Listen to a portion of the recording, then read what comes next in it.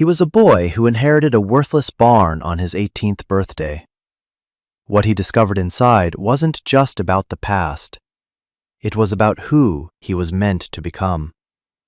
If you've ever been told you're not worth much, or been handed something that felt like an insult, stick around. This story is for you. Hit that subscribe button if you believe in second chances, because that's what this channel is all about. The key was cold. Not just cool to the touch, like metal left on a countertop overnight, but a deep, biting cold that seemed to sink right into my skin. It was an old-fashioned skeleton key, ornate and rusted, the kind you see in movies about haunted houses. Karen, my stepmother, dropped it into my palm with the same indifferent flick of the wrist she used to toss scraps to the dog. Her nails were perfectly manicured, a glossy red that looked like wet paint against my grimy fingers. "Happy birthday, Leo," she said, the words as flat and empty as the hallway behind her. "You're 18 now. A man. David's will said you get this on your 18th birthday." She didn't look at me. Her eyes were fixed on a point just over my shoulder, as if calculating the square footage I was currently occupying and how quickly it could be vacated. David, my stepfather, had been dead for 2 years. 2 years of me being the leftover problem, the line item in a budget she couldn't wait to erase. 2 years of tiptoeing around her moods, making myself smaller and smaller until I felt like a ghost in my own life. "What is it?" I asked, my voice a croak. I hadn't spoken much that day, or the day before. Silence was a form of armor. "It's a key," she said, stating the obvious with a sigh that suggested I was impossibly slow. "It's to your grandfather's old tool barn, out in Crestfall." "The property is yours. The house was sold off years ago to pay his debts, but the barn and the acre it sits on, that's yours. All yours." The way she said, "all yours," made it sound like a diagnosis, a life sentence. She finally met my eyes, and there was a flicker of something in them. Not pity, maybe satisfaction. The kind of look you give when you've successfully offloaded a broken appliance on someone who doesn't know any better. The lawyer said it's practically worthless. The land's no good for farming. The structure's probably collapsing. There's an open offer from some development company, a few $1,000s for the whole plot. I'd suggest you take it. It's more than you've got now. She gestured vaguely at the single duffel bag at my feet, which contained everything I owned. A few changes of clothes, a worn paperback, a photo of my mom. That was it. The sum total of Leo Vance. I closed my hand around the key. The sharp edges of the rust dug into my palm. A worthless barn. A final, parting gift that was more of a burden. It was perfectly in keeping with the theme of my life. My mom died when I was 10, a slow fade of sickness that stole her voice first, then her light. David tried, I guess. He married my mom when I was 8, and for 2 years we were almost a family. But after she was gone, he was just a man lost in his own grief, and I was the living reminder of it. He provided a roof and food, but his heart was boarded up. When a heart attack took him suddenly 2 years ago, Karen's flimsy tolerance for me evaporated. I was just another of David's obligations she was now legally saddled with, until the magical date of my 18th birthday. And here it was, Liberation Day. "The bus ticket and $500 are on the table," she said, already turning away. "That's what David set aside for you. It should be enough to get you to Crestfall and tide you over until you sell the land. After that, you're on your own." She didn't say goodbye. She didn't wish me luck. She just walked down the hallway and closed her bedroom door. The click of the lock was the loudest sound I'd ever heard. It was the sound of a life ending. My life, the one I'd known, was officially over. I stood there for a long moment in the silent house, the house that had never felt like a home. I looked at the duffel bag, the key in my hand, the closed door. There was no anger, not yet, just a profound and hollow emptiness. I picked up the envelope from the dining table. Inside was a one-way bus ticket to a town I'd never heard of and 10 crisp $50 bills. I slid the key into my pocket. It felt heavy, like a stone. A worthless barn on a worthless piece of land.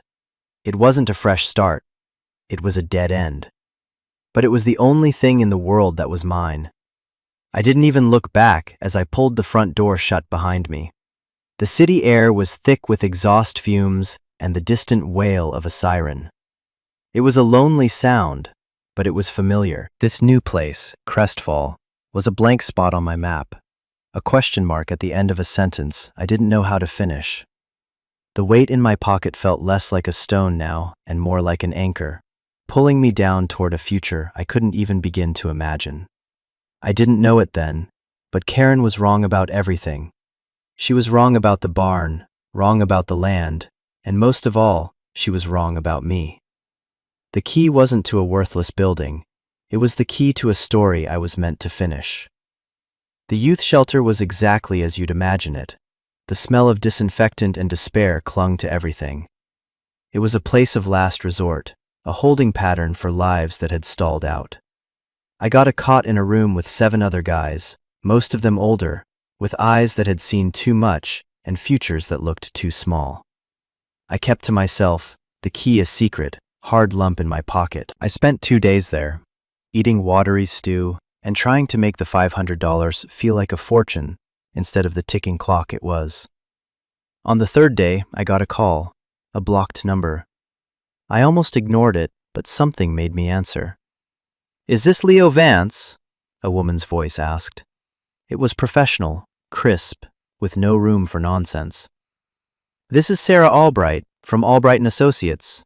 I'm the paralegal handling the final disbursements of David Miller's estate. I'm calling to confirm you received the assets designated for you upon your 18th birthday." Assets. Plural. It was a strange word for a rusty key and a bus ticket. "I got it," I said. "Good," she said, a rustle of papers on her end. "And you're aware of the outstanding offer on the Crestfall property from Stone Creek Development? It's for $4,500.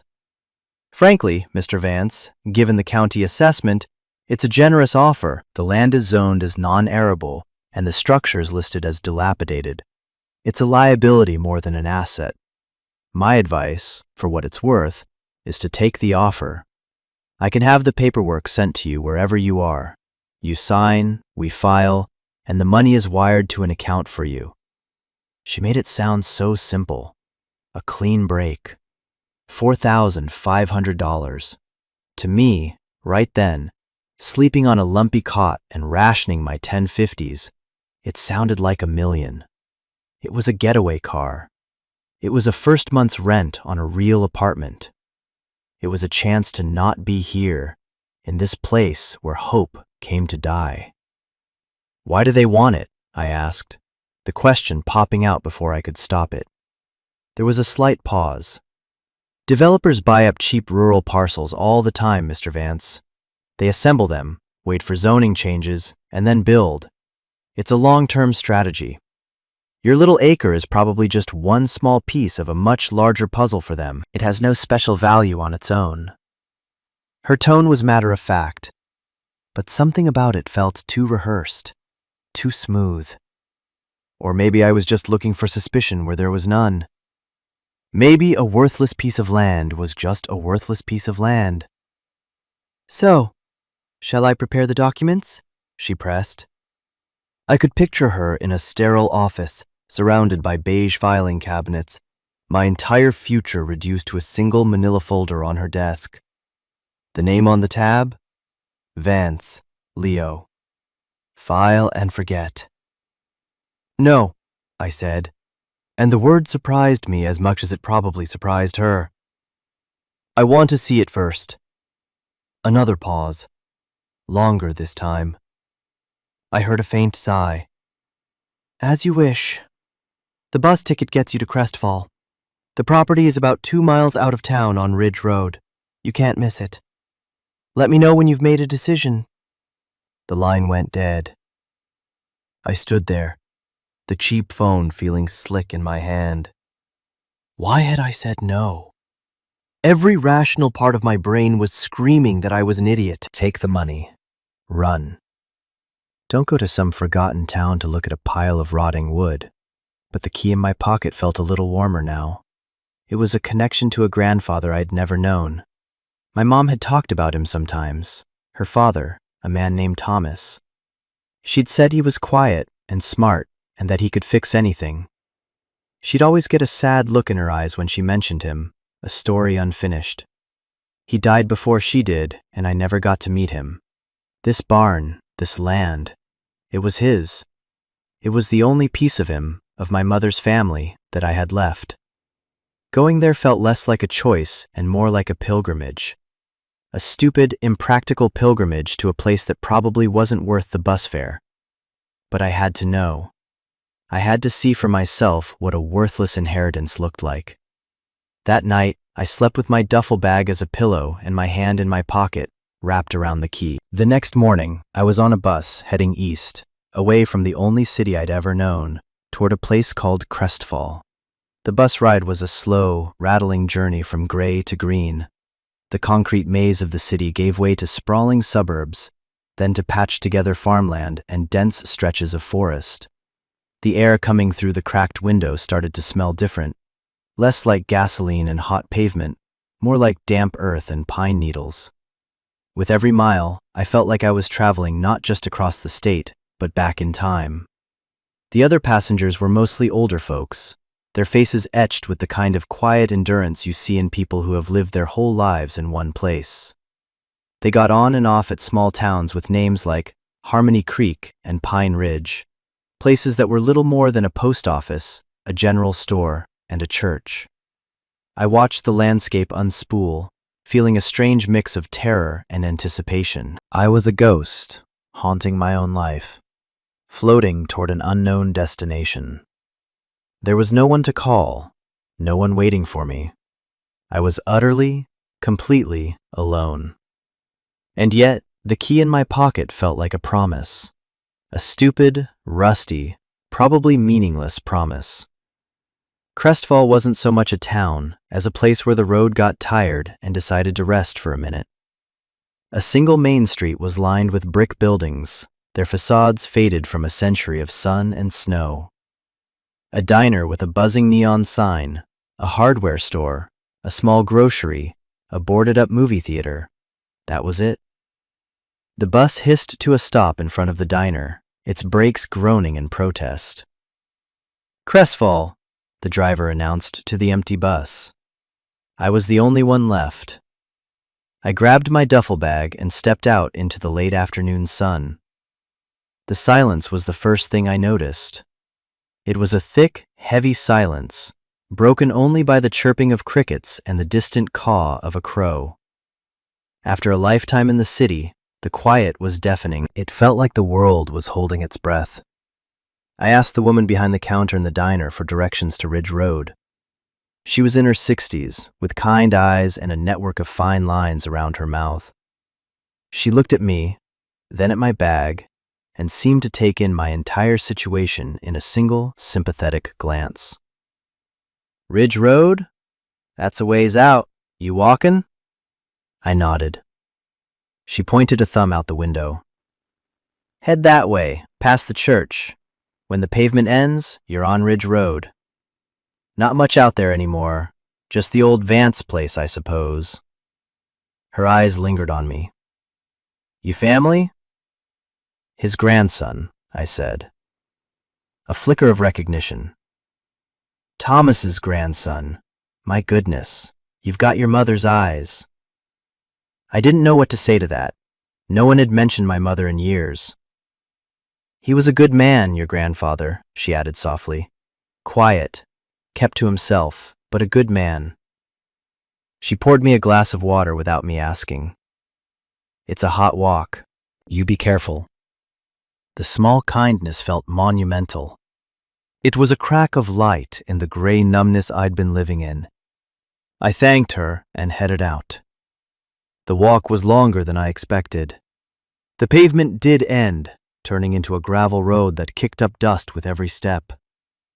The sun beat down, and the silence of the town was replaced by the sound of the wilderness, the buzz of insects, the rustle of unseen things in the tall grass.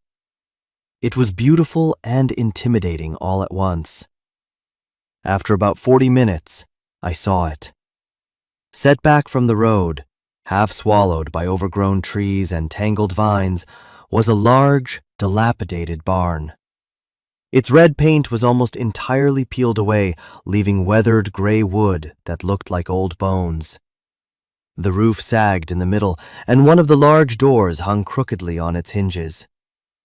It looked abandoned, forgotten, a relic of a time long past. It looked worthless. My heart sank. Karen was right. The lawyer was right. This was a mistake. A long, hot, stupid mistake. I almost turned around right there. I could walk back to town, call Miss Albright, and tell her to draw up the papers, take the $4,000 and disappear. But I'd come this far. I had to see it through. I pushed my way through the thorny bushes and tall weeds that guarded the entrance. The air was thick with the smell of decay and wild mint. As I got closer, I saw the main doors were chained and padlocked, but the lock was new, a heavy-duty brass thing. My rusty skeleton key wasn't for this. Then I saw a smaller, man-sized door set into the side of the building. It was nearly hidden by ivy, but it was there. And it had a keyhole, an old, iron-plated keyhole, dark with rust. My key. My heart started to beat a little faster. I pulled it from my pocket. It felt warm now, charged with a strange energy. I slid it into the lock. It was a stiff, reluctant fit. I had to jiggle it, push it, whisper a half-forgotten prayer. For a second, I thought it was hopeless. Then, with a loud, grating clunk, the lock turned. The sound echoed in the quiet afternoon. I took a deep breath, pulled the handle, and the heavy door creaked open into darkness. The air that rushed out to meet me was cool and musty, thick with the scent of sawdust, old oil, and time itself. It smelled like history. I stepped inside, my eyes struggling to adjust to the gloom. Shafts of dusty sunlight pierced the darkness through gaps in the wooden walls, illuminating a cavernous space filled with ghosts. Not literal ghosts, but the ghosts of work, of purpose. A massive workbench ran along one entire wall, littered with tools arranged with a strange, meticulous order. Wrenches, hammers, and saws hung from pegs, their outlines traced in the dust, showing where each one belonged.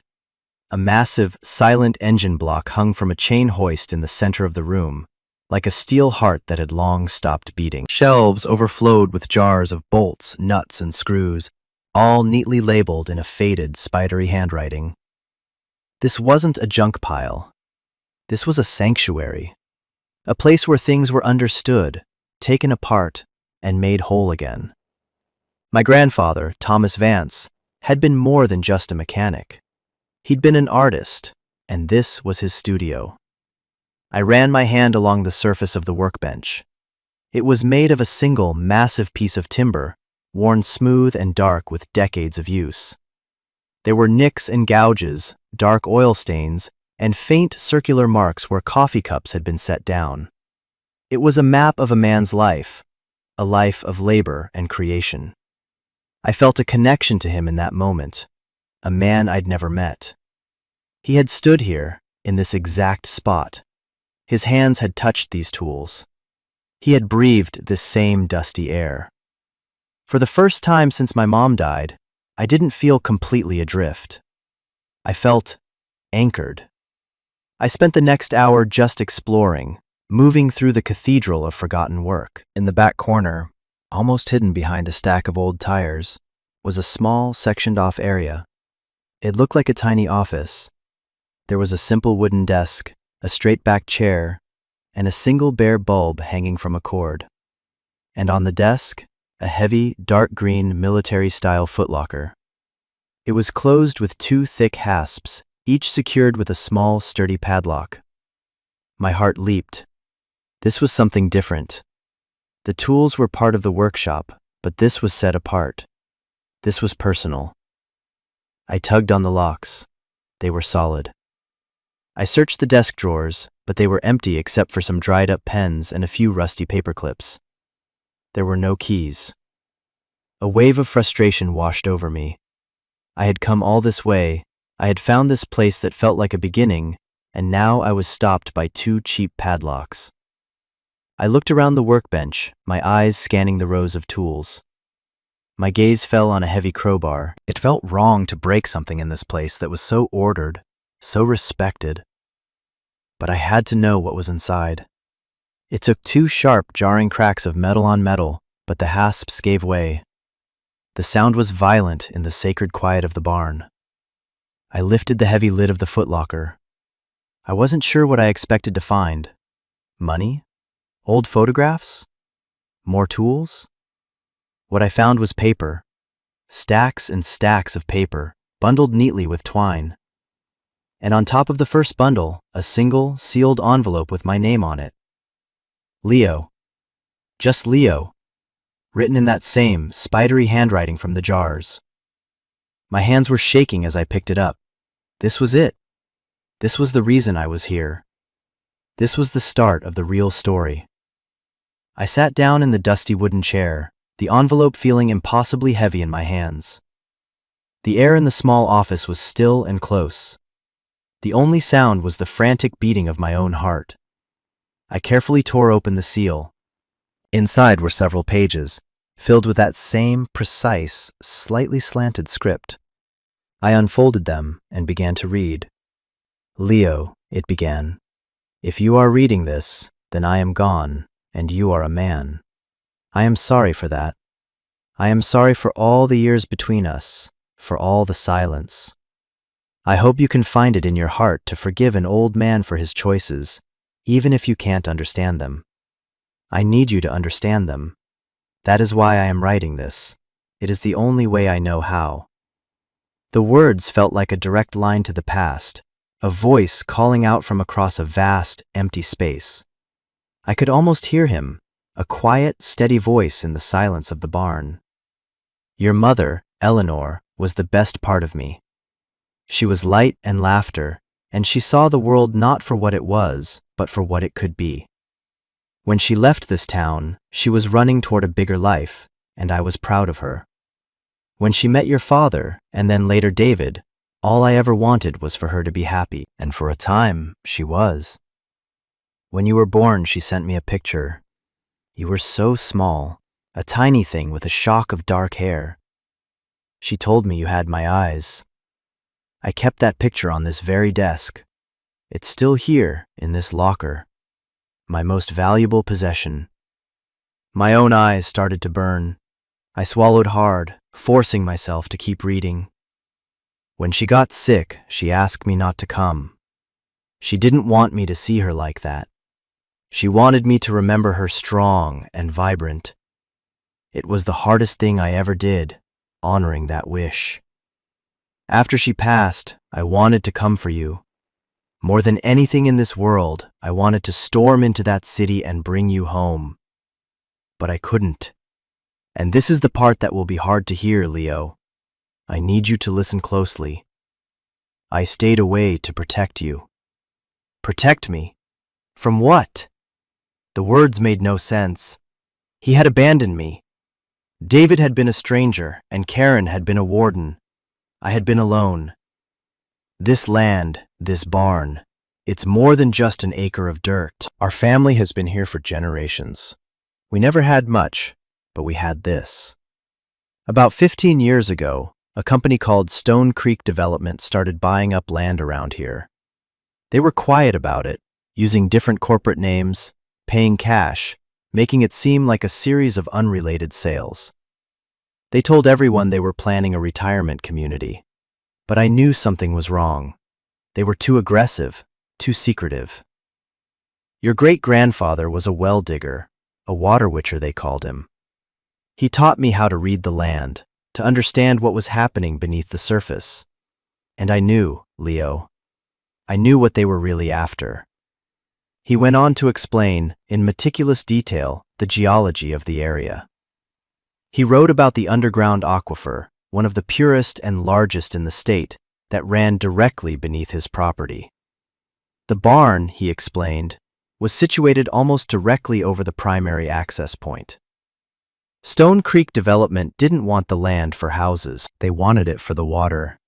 They planned to build a massive bottling plant, drain the aquifer, and sell the water back to the drought-stricken cities in the west. It would destroy the local ecosystem, dry up the wells of every farm for 100 miles, and turn Crestfall into a ghost town. But it would make them billions. I found out, he wrote. I put the pieces together. I hired a geologist with what little money I had, and he confirmed it. I took my findings to the county, to the state. They didn't listen. Stone Creek had lawyers, lobbyists, they had money. I was just a crazy old mechanic in a tool barn. They started to threaten me, quietly at first, then not so quietly. They made it clear that they would do whatever it took to get this land. They tried to have it seized for back taxes I didn't owe. They tried to have me declared incompetent. They made my life a living hell. This was all happening right around the time your mother died. If I had brought you here, Leo, you would have been a target. You would have been leverage. They would have used you against me. I couldn't let that happen. Leaving you where you were, anonymous and safe in the city with David, was the only way I could protect you while I fought them. It broke my heart every single day, but I did it for you. This whole fight, it was always for you. I had to stop reading. The pages were trembling in my hands. I put my head in my hands and I finally broke. The grief and anger and loneliness of the past 8 years came pouring out of me in a torrent of silent, ragged sobs. I cried for my mom. I cried for the grandfather I never knew. I cried for the scared, lonely kid I had been. And I cried for the man I was now, sitting in a dusty barn, with the weight of a legacy I never knew existed settling onto my shoulders. He hadn't abandoned me. He had shielded me. His silence wasn't indifference. It was a fortress. The worthless barn wasn't a joke. It was a battleground. And the fight wasn't over. It's a funny thing, isn't it? How a story can change. 1 minute, you're the victim, the abandoned kid, the forgotten footnote. The next, you're something else entirely. You're a son, a grandson, a soldier in a war you didn't know you were born into. Have you ever had a moment like that? A moment where everything you thought you knew about your life, about your past, was turned completely upside down. Where you found out a story of neglect was actually a story of protection. If you have, I want you to let me know in the comments. I read every single one. Because this community, right here, it's for people like us. People who have had to rewrite their own stories. And if you're new here, if this is hitting home for you, consider subscribing. You're not alone in this. Now, back to the barn. After the tears stopped, a strange calm settled over me. It was the calm that comes after a storm has passed, leaving the air clean and the world new. The grief was still there, a dull ache in my chest. But it was joined by something else now. Purpose. I looked around the barn, at the tools hanging so neatly on the walls. They weren't just for fixing engines anymore, they were weapons. And the footlocker wasn't a grave, it was an armory. I spent the rest of the day going through the other bundles of paper. It was all there. Copies of the geological surveys, correspondence with state environmental agencies, all of them form letters of dismissal. Detailed logs of harassment from Stone Creek's agents, affidavits from neighbors they had bullied into selling. My grandfather had been building a case, brick by painful brick. He was a meticulous record keeper, a quiet warrior who fought with evidence and truth. But he had run out of time. As the sun began to set, casting long, golden fingers of light through the cracks in the walls, I found the last bundle. It was different from the others. It contained old family photos, a picture of my mother as a little girl with a gap-toothed smile, the photo of me as a baby that he'd mentioned. And underneath it all, one last letter. This one was shorter. Leo, it read. If you found this, you know the truth. You now have a choice. Ms. Albright, the paralegal, is a good person, but she doesn't know any of this. To her, this is just a worthless piece of land, and selling it is the logical thing to do. The offer from Stone Creek is still on the table. $4,500. You can take that money. No one would blame you. You can walk away from this fight, from this town, and start a new life. You owe this place nothing. You owe me nothing. That is your first choice. The easy choice. He was right. I could take the money. I could be on a bus tomorrow, headed anywhere. I could get a small apartment, a steady job. I could be normal. Or, the letter continued, you can choose the second path. You can stay. You can fight. In this footlocker is every piece of evidence I gathered. But it's not enough. The key is in the workshop itself, where the heart of the work lies. That's all I can tell you. If you choose this path, know that it will be hard. They will come for you, just as they came for me. But you are not alone. There are good people in this town, people who remember what Stone Creek did. And you have the truth on your side. The choice is yours, son. Whatever you decide, know that I am proud of you. Know that I loved you. The letter ended there. The choice is yours. For my entire life, choices had been made for me. By sickness, by death, by grief, by the state. Now, for the first time, I had a real choice. A choice between an easy escape and a hard fight. Between forgetting the past and honoring it. I stood up and walked out of the small office, back into the main part of the barn. The last rays of sunlight were hitting the massive engine block hanging from the hoist, the heart of the work. My grandfather's words echoed in my mind. I walked over to it, my heart pounding.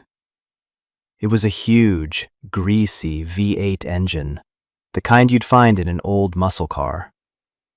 It was cold and silent.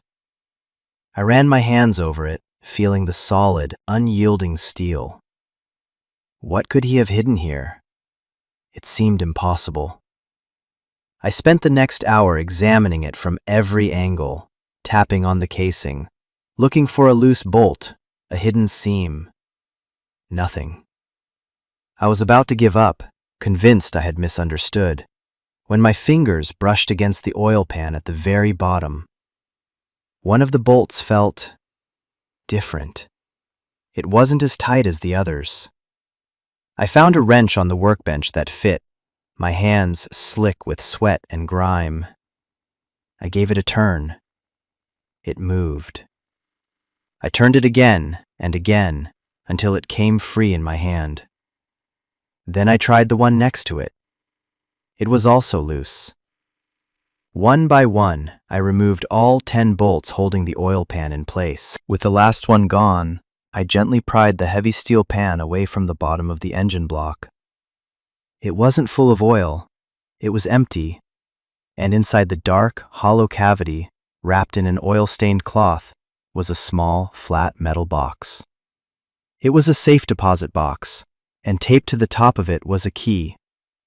Not an old, rusty key like the one to the barn, but a small, modern, numbered key. I pulled out the box. It was heavier than it looked. I used the key and opened it.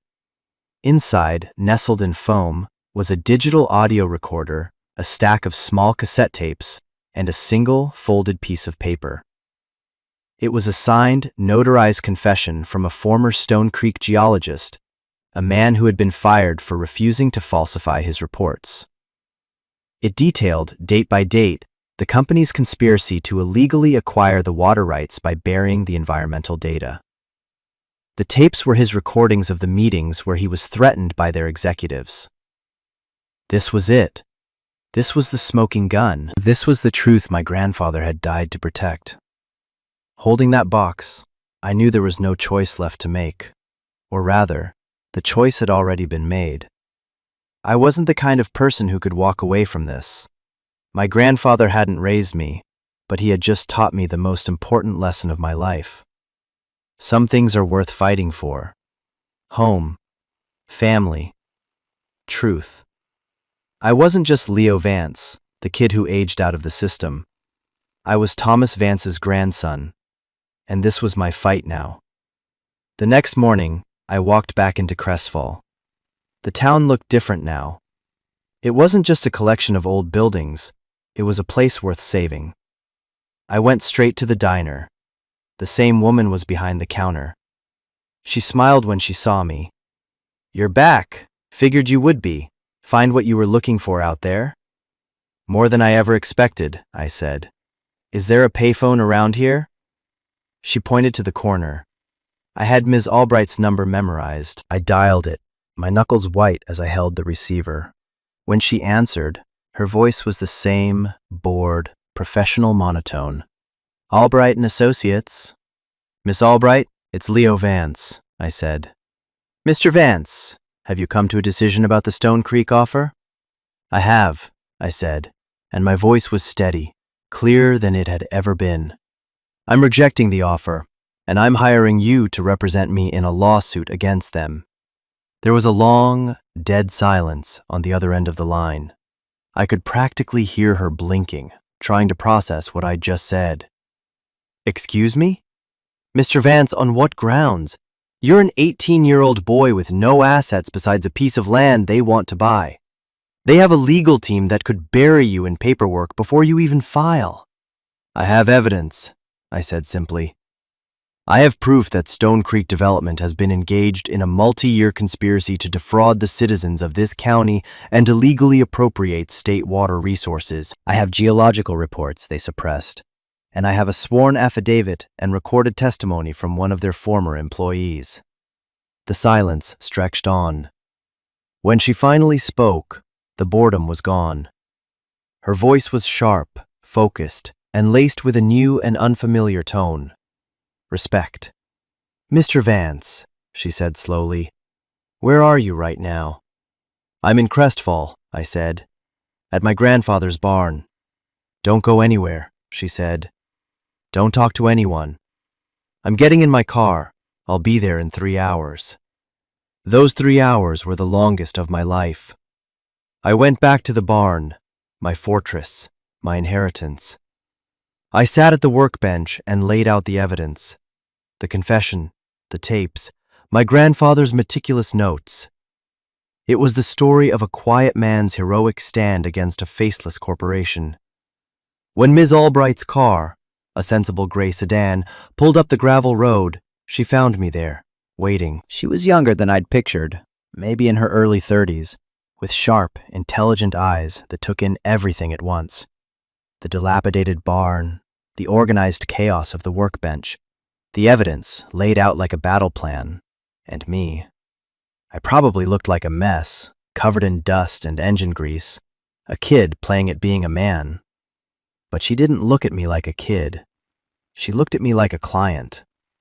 She spent the next 2 hours in that barn, reading every document, listening to every tape, her expression growing more grim and more determined with each passing minute. When she was finally done, she looked up at me, her eyes blazing with a fire I hadn't seen before. "They're not just going to lose, Mr. Vance," she said, her voice low and furious. "We are going to burn them to the ground." That was the beginning of the war. The first shot was a cease and desist letter we sent to Stone Creek, along with a notice of intent to sue. Their response was swift. A team of lawyers in expensive suits showed up in Crestfall. They tried to intimidate me, first with offers, then with threats. They offered me $50,000, then $100,000. When I refused, they sent a man to the barn one evening. He didn't introduce himself. He just told me I was a stupid kid playing a game I couldn't win, and that accidents happen all the time out in the country.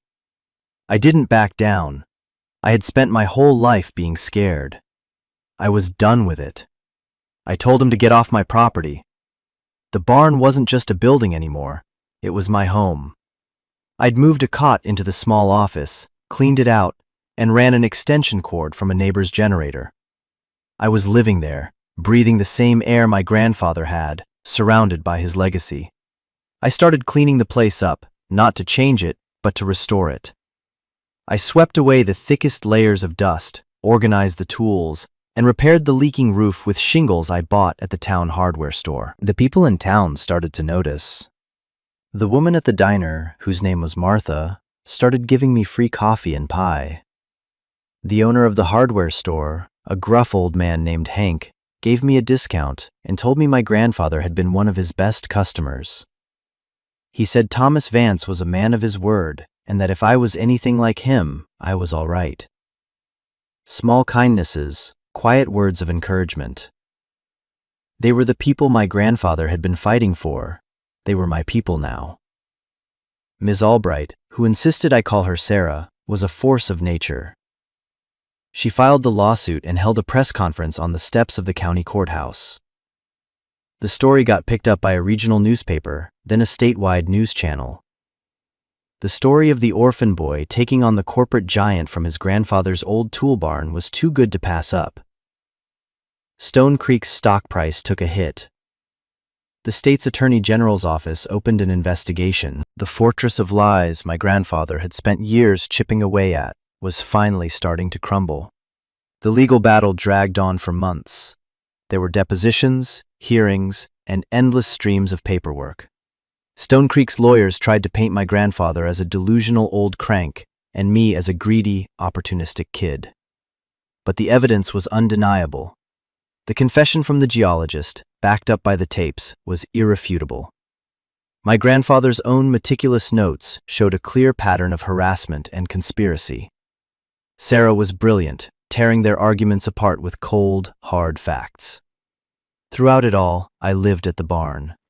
I learned to fix the old generator. I learned how the tools felt in my hands. I learned the rhythms of the land around me. I wasn't just defending a piece of property. I was defending my home. I was earning my inheritance. Finally, the day before the trial was set to begin, Stone Creek folded. They offered a settlement. It wasn't just for me. It was a multi-million-dollar fund for the town of Crestfall, to compensate for the depressed property values and economic damage their scheme had caused. They agreed to a permanent injunction, surrendering all mineral and water rights in the county, and they made a separate, private settlement with me. It was more money than I could have ever imagined. But it wasn't about the money. Not anymore. It was about the truth. It was about justice for a quiet man who died fighting for what was right. A few months after the settlement, I was standing in the barn. It was clean now, the windows repaired, the floor swept. The tools gleamed on the walls. It was no longer a forgotten relic. It was alive, a place of potential. Sarah was there with me, leaning against the workbench. "So," she said, a small smile on her face. "What's next for Leo Vance? You could go anywhere, do anything. College? Travel the world?" I looked around the big, open space. I thought about the city, about the shelter, about the feeling of being invisible. I thought about the quiet satisfaction of fixing a leaky roof, the smell of sawdust, the solid weight of a hammer in my hand.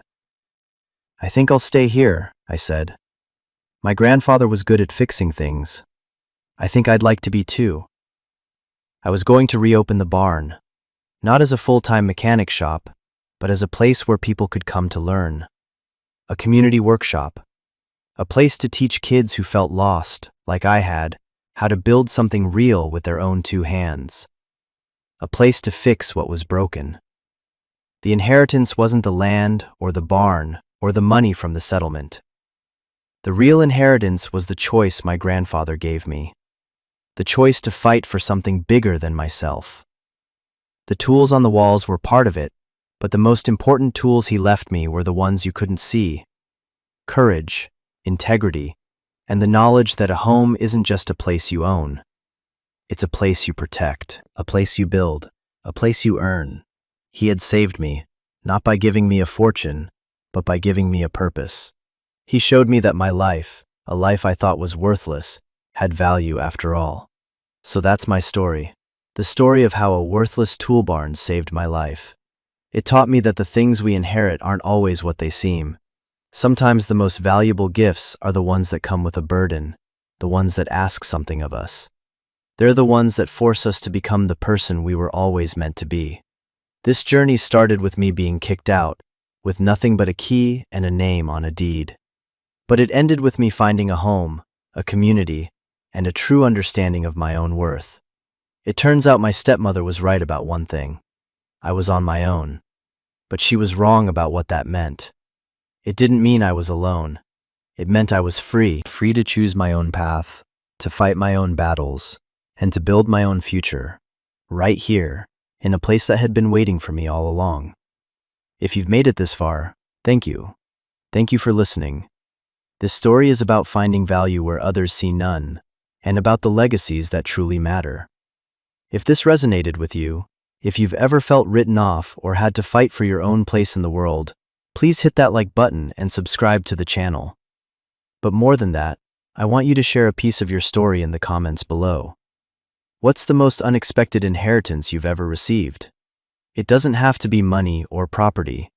It could be a piece of advice, a lesson learned the hard way, a second chance you didn't see coming. Let's fill this space with stories of resilience and hope.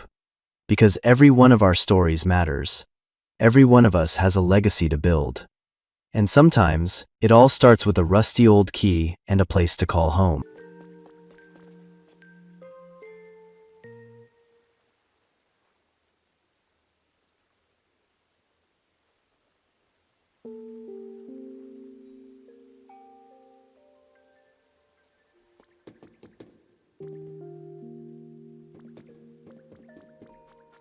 Are you guessing 97?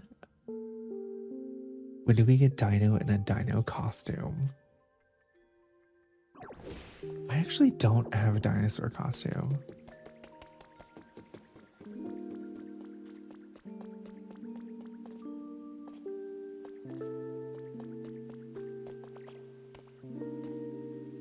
Also, Dino, didn't you already mention you may reveal your age plus sub goal? Exactly. I was like, okay, well then here's the question, right? Which one is more important, my age or my food quirk? So we'll make one of them the lower sub goal and the food one the higher sub goal. Wait, now? Oh, okay, we might have to do this as a poll.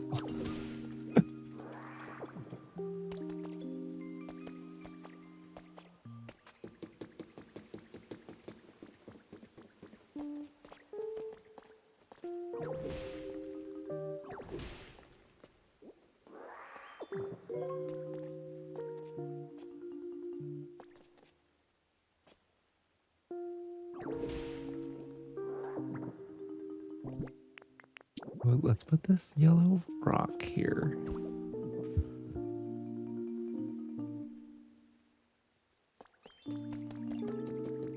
Not that we be curious.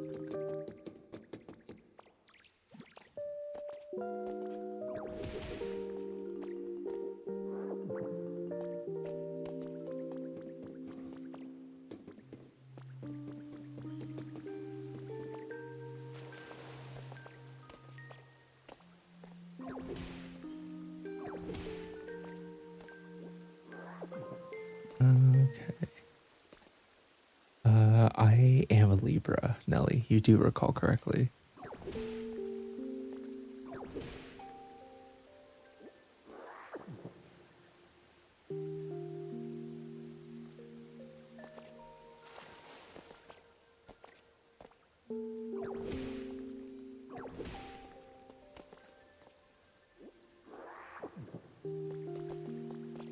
These are not old age. I'm dying.